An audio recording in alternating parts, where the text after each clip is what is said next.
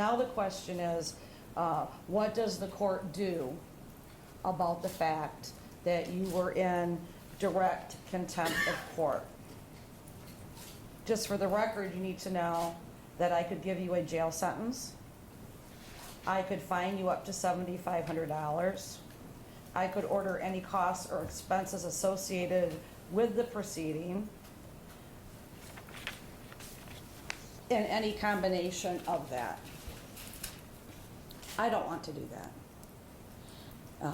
I understand, well, actually I don't. I'm a parent. I can't say that I understand. I don't know what it would be like to stand there as a father and know that 3 of your girls were injured physically and emotionally by somebody sitting in a courtroom. I can't fathom that. Angie, the Attorney General, did share with me that you heard things today on the record that you didn't know before. I can see that absolutely creating an anger and a rage so great that any parent would want to do physical harm. So I understand that. But you have to understand that this is a courtroom. And this is where we carry out and enforce the rules of law. It is not acceptable that we combat assault with assault. We have to teach our children and other adults that when people do things that are wrong and they break the law, we handle that by using the legal proceedings to punish them. We cannot, and I cannot tolerate or condone vigilantism or any other type of action that basically comes down to an eye for an eye, a tooth for a tooth. That is not, and that's not what's best in this situation. What's best here is that we take this horrible tragedy and we learn to educate people.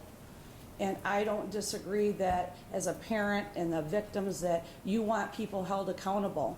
I don't disagree with that. Use the legal system to do it. Use the system of justice that's here, and there will be the proper punishment.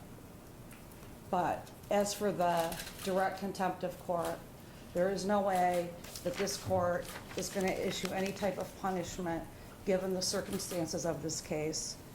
And my heart does go out to you and your family because of what you've gone through. Now, it's my understanding that you're going to be released, but I need you to give me your solemn promise that nothing else is going to happen, that nobody has to be concerned about going to their cars, and that this was truly an immediate and emotional reaction of a father to hearing what you heard today. Go ahead, sir. That is correct, Your Honor. I appreciate your sympathy. I'd like to apologize to you in the courtroom proceedings. I do have the highest and utmost respect for our judicial system. I'd like to apologize to everyone in the courtroom and all the officers, the fine upstanding officers that were forced to deal with my outburst. I came here in support of my daughters. I knew they were going to read a statement. I didn't know what all was in it. They would not let me see it ahead of time. I've dealt with my daughters as of late very delicately. I'm realizing they may never trust a man again. Then I got to hear that, and I look over here, and Larry Nassar's shaking his head no, like it didn't happen. Who would put themselves through this if it didn't happen? I lost control. I apologize 100 times. You have my word, I will not be at future proceedings. I didn't come to the proceedings before today. I came solely for support of my daughters today. I'm definitely calmed down. I'm embarrassed. I'm not here to upstage my daughters. I'm here to help them heal.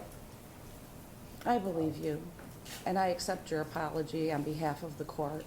And let's just leave it at that now, shall we? Thank you. I think that's the best way to handle it. Mr. Graywall, did you say you had something you wanted to say? Just briefly, Your Honor, I've had a chance to speak to Randy in the holding cell, and he has calmed down. As he indicated, we all feel for him. We're all parents. The world is watching. all these amazing survivors have come forward to share their stories, to bring sexual assault out of the darkness. The parents are survivors too, as they sit there and support their children.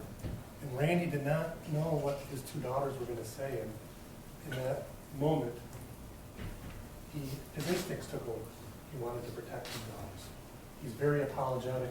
I think it's very difficult when you see society out there still putting blame on parents and people still making comments that these incidents did not take place. There's no way there's 200 girls and women out there.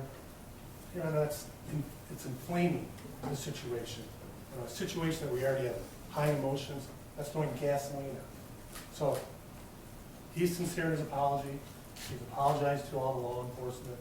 He's cooperated with the detective in this matter. I appreciate if you would just release him, and I will take him with me to his family, and he won't be back. Okay. He may be released. Thank you, Judge.